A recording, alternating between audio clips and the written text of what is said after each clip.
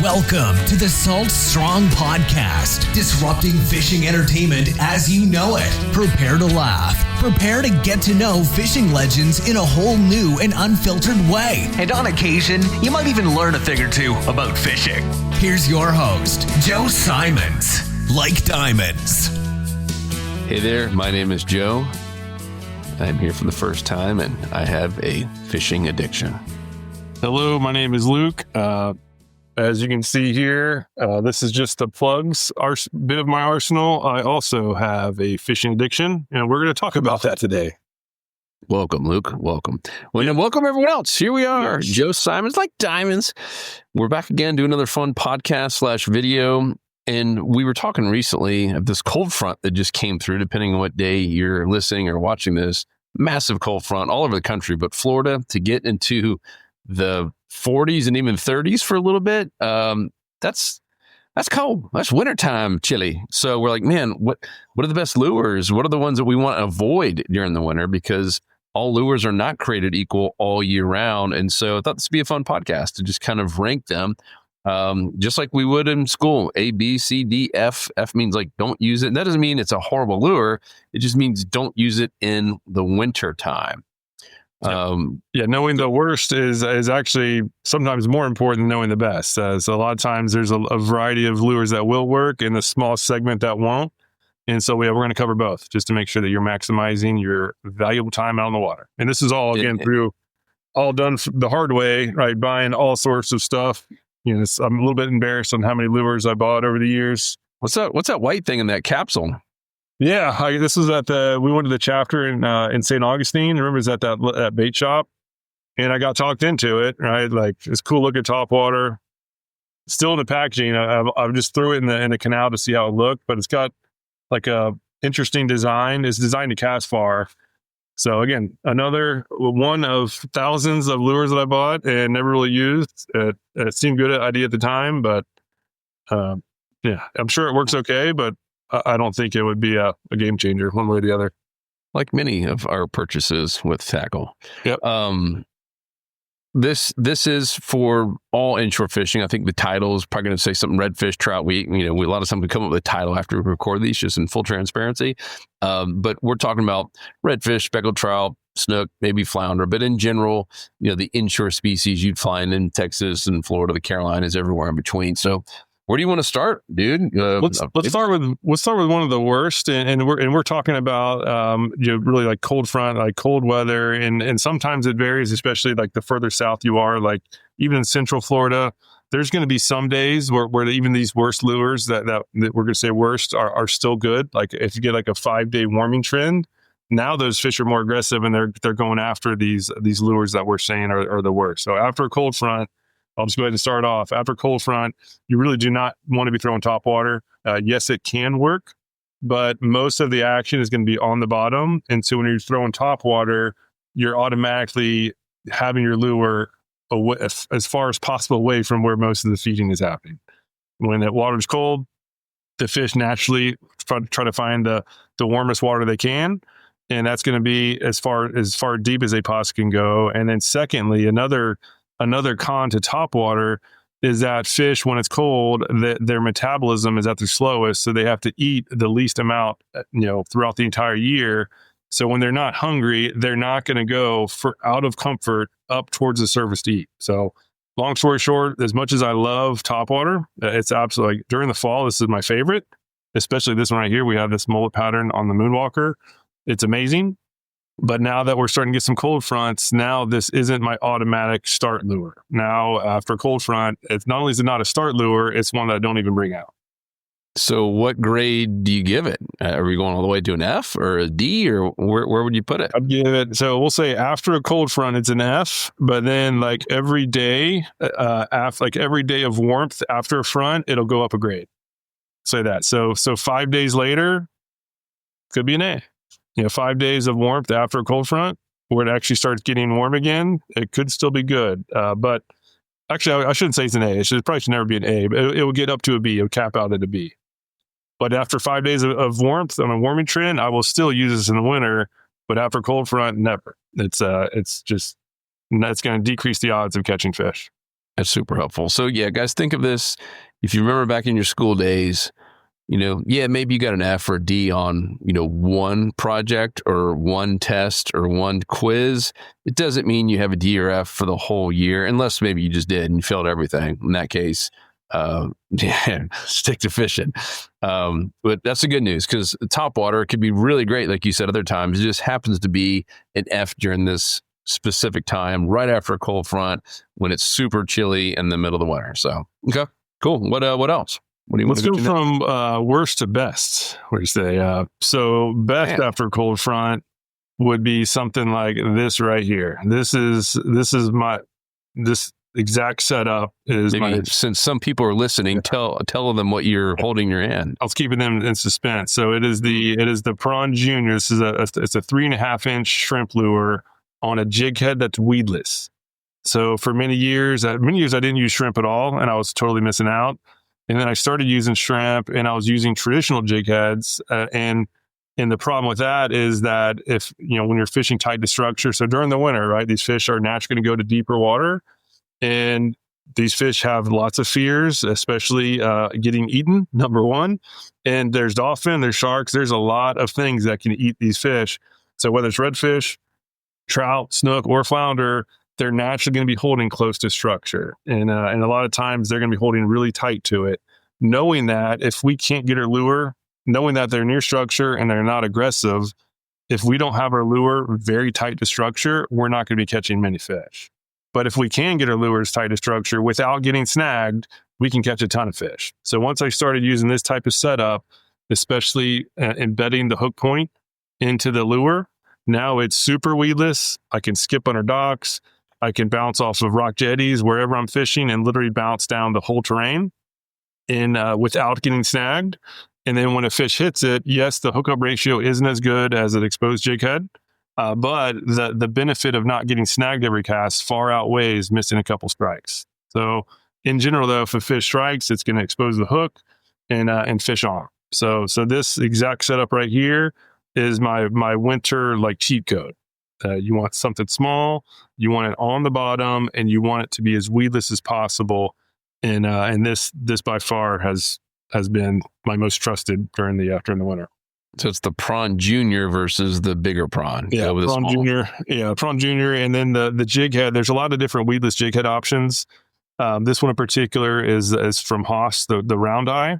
There's also one that's a football jig that works great too. The football is probably a little bit better for shrimp lures. But in many cases, I usually start with shrimp, but if I'm seeing a lot of bait fish in the area, if I go into a cove and there's a lot of bait fish, when I'm using the round one, now I can quickly switch to a paddle tail and match the hatch, right? If there's a lot of bait fish in a cove, they're probably feeding on the bait fish.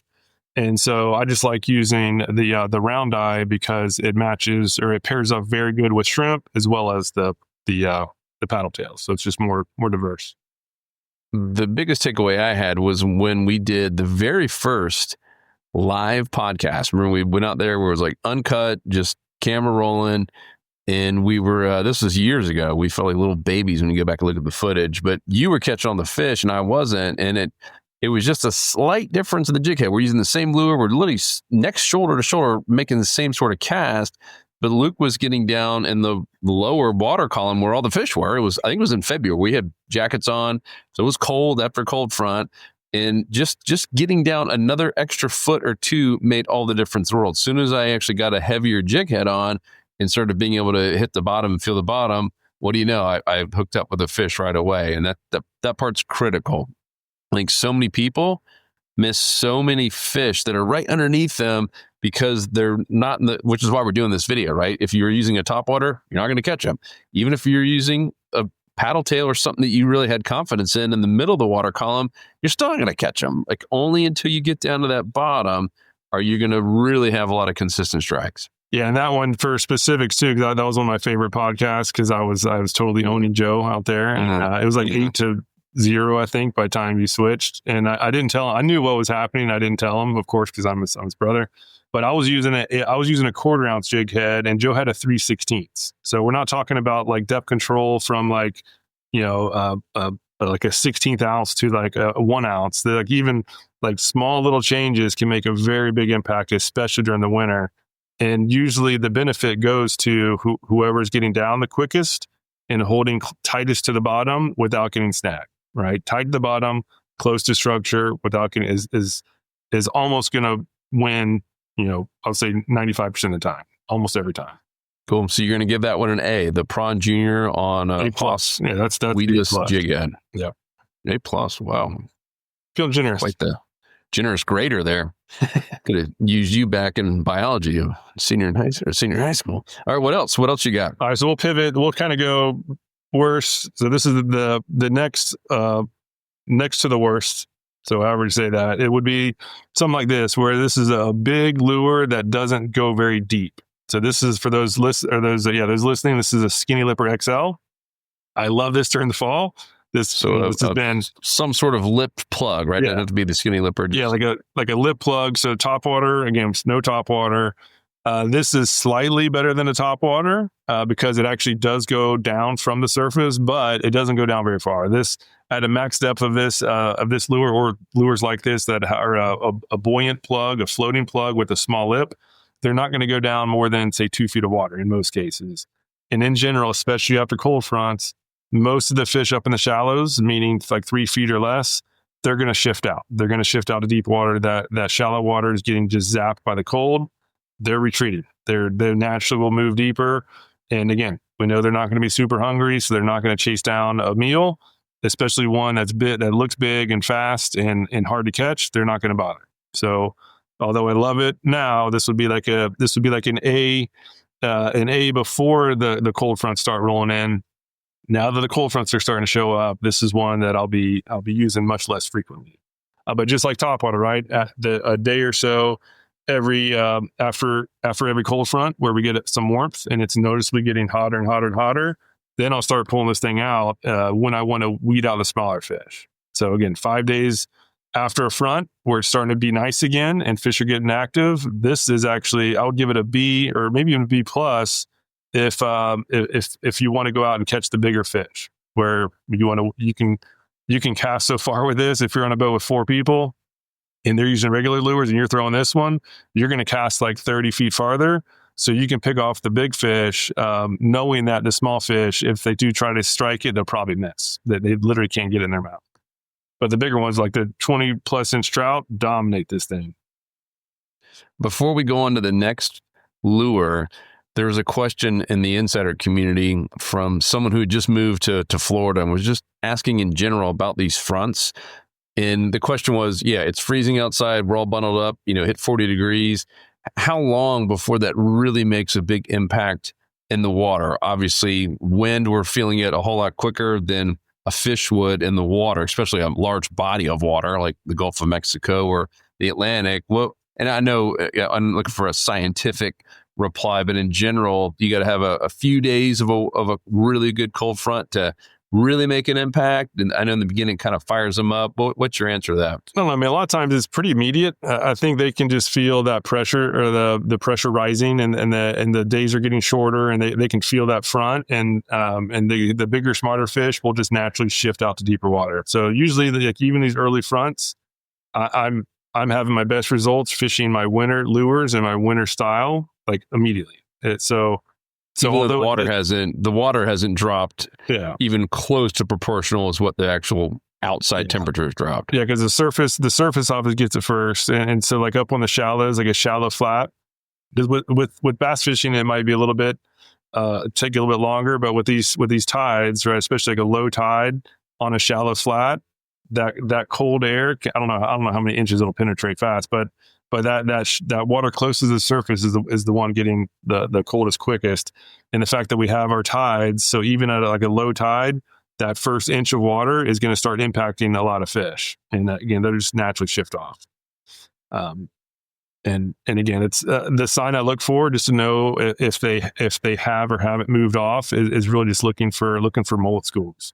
So if I'm seeing a lot of mullet up shallow, and especially like pinfish in the flats, if I'm seeing flashes in the grass, then okay, like everything's cool. We can stay shallow, but usually it's pretty quick. After 1 or 2 big fronts, a lot of life will just shift off the shallows and move deep. But sometimes, especially early season, they'll be quick to come back after 3-4 days of warmth. Cool. All right. What's the next lure? So next best. So this is back on the best would be the 2.0. This is a 3.5-inch paddle tail. The first one I mentioned, the shrimp lure. I just like the shrimp better because it can be fished slower. It just has a very lifelike profile. So a fish that's lethargic and not willing to really move much can eat it on a very slow retrieve, or sometimes even like sitting on the bottom. This is one that's a bait fish imitation, and it has that tail that wobbles, this little paddle tail, and it's just a smaller profile. It can be slowly bounced along the bottom. It just needs to be fished a little bit faster than the prawn. So on extreme cold, I don't like this quite as much. We'll give it a A-. But again, this will have an advantage after a couple of days of warmth, where now you can fish it a little bit faster than a shrimp lure, and that tail will help it attract the fish's attention a little bit better. It gives off a little bit of vibration. So once it starts warming up just a little bit, or if they're not quite totally in cold mode, then this would be an easy go. So this is the Slam Shady 2.0. It's a little paddle tail, scented, rigged on a jig head in general. Yeah, jig head. So for most of the year, I don't have any weighted hooks here. Oh, actually, I have one. So for a lot of the year, I like these helix hooks, but in the wintertime, I hang these up for a lot of the season, other than when we have a few days of warmth. So yeah, jig head. And the cool thing about these 2.0 lures is that they can be rigged on pretty much any type of jig head. Like I mentioned before, this weedless one fits perfectly, and then lots of other lots of jig heads. The cool thing about solid plastics is, especially the plastisol type like these, is you can rig them on pretty much anything. So whatever jig head you have around, I like it. I usually go with a 1/4 ounce as my go-to for fishing, say 4 to like 8 feet of water. And then if I'm going deeper than that, then I'll go to like a 1/2 ounce or something like that, where I know I can not have to waste time waiting on it to get to the bottom. All right, cool. Before we go to the next one, we have some mail from an audience member. Jake asked, Luke, I've noticed you have had that same orange Columbia jacket since you started the company 10 years ago, and probably before that. I heard you recently sold the company. I'm hoping they paid you enough to get you a new jacket fleece. It's you can't get rid of a lucky jacket. How old is that thing, dude? Yeah, I was actually wondering if you're gonna say something, because there's actually video proof of this thing being 10 years old. Because on year 1 we took Chris Olt out, and I remember that was my first day where I used bright yellow braid, and I was like, and we took Chris Olt and like he won a cooler, and anyhow we ended up having a really good day, and I was like, okay, this thing's at least 10 years old, but it's in great shape. Feast your eyes on this. It's in good shape. I really doubt that was a question from Oh, thank you, Jake, for asking that question. It looked like a little Dr. Juice stain over here, but it's still holding up. I'm guessing it's 12 years. You probably had it before we even started Salt Strong. I would venture to say it's 15. I think I had it way before Salt Strong. Nice. Well, all right. Stick with what you know. Yep. So next one, as far as lures to avoid after cold fronts, and this is kind of the same premise. This is a wake bait. So I become a big fan of wake bait style lures. Like Matt and the Yak is the one who really kind of talked me into starting to use them, because he's winning multiple tournaments with this style lure. It is just great, and if you're new to it, it's a big buoyant plug. I should say big. It's only like 3 inches long, but it's thick. You can probably see how wide it is. It's very buoyant, and it has a flat bill on the front. So it gives off, and it has some deep rattles in there. So it's up at the surface, giving off a ton of vibration. And so when fish are aggressive, they come up and nail it. They can feel it from a long ways off, and they'll hunt it down and nail it. After cold fronts, we've already talked about it. That's not what fish are going to be doing. And so knowing that, this is one to hang up for most of the season. I'll be hanging this up till probably late spring, to be honest. So it's how about this is an F then if you're not even touching it, huh? Yeah, I'll say this will be an F. Yeah, because even when the at least an F for like the areas that I fish. Where it's best is when fish are, number one, are pretty aggressive, and number two, the water's churned and or murky, ideally both. And in general, the wintertime fishery, I fish a lot of grassy bays, and so during the winter, a lot of just that floating stuff in the water dies, so the water's at its clearest. Mm-hmm. So given that, even if the water's churned up, it's so clear that lures like that can sometimes be too much. Especially like I fish a lot of Tampa Bay and Charlotte Harbor. They're high pressure zones, and so something that's so far off the normal spectrum, it'll, instead of attracting the fish where they can sense something and check it out, a pressure zone will feel or hear something different and be spooked. They're going the other direction. So I'll give that one an F. Winter season F. All right. We got any B's and C's? It's you're an interesting grader. It's either an A or an F. Yeah, that's where we're going. We're starting at the spectrums, right? Remember? Okay. All right. So next one, we'll go to the prawn original. So this is the bigger one. Again, shrimp lures are just excellent. A lot of the bait fish are just not as prevalent during the wintertime, so shrimp becomes a major forage. I like the junior one, which is the smaller one, best. But this original, the OG, can still pack a punch during the wintertime as well. And it's particularly good if you're trophy hunting. So the smaller one will always catch the most fish and sometimes the biggest during the winter. But if you're going after just the bigger fish, the bigger lure is going to weed out like the mangrove snapper and the smaller trout and like the rat reds. It'll weed out a lot of those and just increase the odds of the bigger fish that if it's gonna exert any energy, it might as well get something a little bit bigger. So same thing as rigging, jig heads, weedless on the bottom. But again, after some cold fronts, this is very good for putting on the weightless or the weighted hooks and like covering like shallow potholes on a grass flat or skipping up under mangroves. This is a very good skipping lure. So this has better skippability than the prawn. So for skipping under structure, I throw this over the junior. But overall, B+. Okay, fair. And the B's. Fair. All right, what else you got? All right, man, I got a bunch of them here. All right, so we'll combine them just so we don't go too long. And this would be another on the avoid spectrum, and I'll do it in this order. So this is the wake mullet on the bottom and the skinny lipper original on the top. So the wake mullet is the next level down from the actual a true wake bait. This is more like a shallow running crank lure, and so is the skinny lipper. And both of these, the wake mullet is 3.5 inches, and the skinny lipper is 4 inches. So again, great during the fall and spring and summer. But now that the fish are going to be mostly on the bottom and not very aggressive, these will be ones that I hang up for most of the time.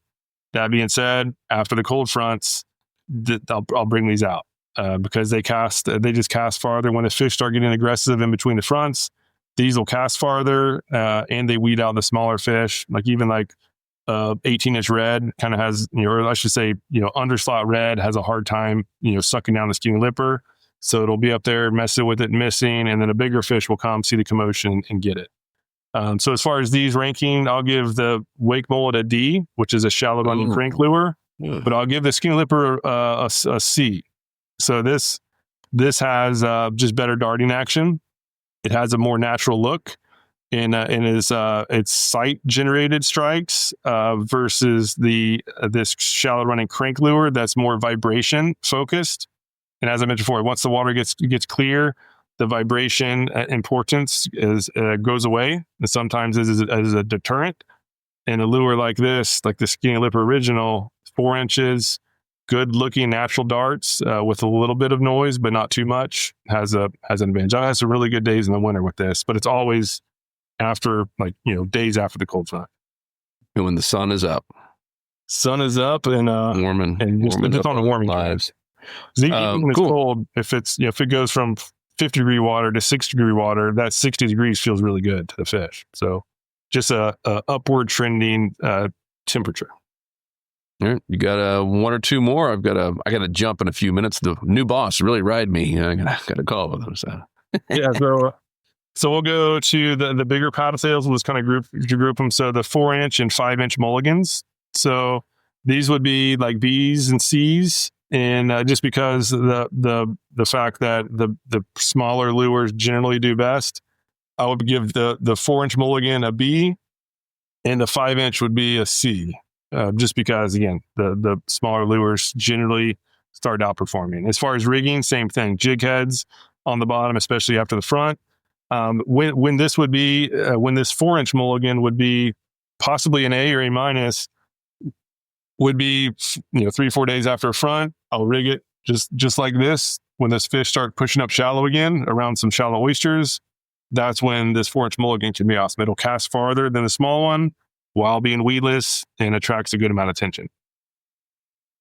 All right. So, and everything that you've showed here today can be purchased at fishstrong.com, all of it. Yeah. So we'll start with some mid-tier plugs. These are plugs that actually can be really good, can be favorable during the winter. Wintertime is at least for me and from all lures I've tested, it's like a soft plastic dominates during the winter because, again, on the bottom while being weedless, I don't know of any plugs that can do that. But plugs that work great during the winter are these two. So this is there's a lot of lures like this. This is the flea flicker in particular. Mirror lure makes a lot of great. Almost dropped them. A lot of great plugs like that, like this. A lot of companies do, but you want to have a suspending twitch lure. That's technically what it's called. And what it does, it kind of suspends and hangs in the water column with a slow sink rate, and then you can twitch it, and it just looks like a dying bait fish. The reason why it's good is because for these fish that are lethargic, this lure is going to hang in the strike zone for a longer period of time than a normal plug. Right. And I really do have to go. I got a call with the boss. So For you staying on time, you get a C. Luke gets a C. We'll maybe put some show notes for any other lures that you wanted to feature. But yeah, I literally have to get off. Let's go. Hope it's helpful. Cool. Yeah. Hopefully you guys liked it. If you guys did like this whole rating and the grade system, had a little fun, let us know. We'll do more with other stuff, fishing rods, reels. Let us know what you like in the comments down below. Otherwise, I got to go talk to the boss man. And you can get all this stuff at fishstrong.com. If you're an insider member, 20% off everything, sometimes even more than the bundles on all the stuff we showed. And that's only for members only at fishstrong.com. If you're not a member, come sign up, saltstrong.com. That's it. Cool. Made it on time. Peace. Perfect. Thanks, guys. See ya. 'Cause fishing, it's in my soul. It was passed down to me from the days of old. Find us on the water if there was a way. It's been said my papa, he wrote the book on catching big reds and 20-pound snook. I wish I knew all the things he knew today.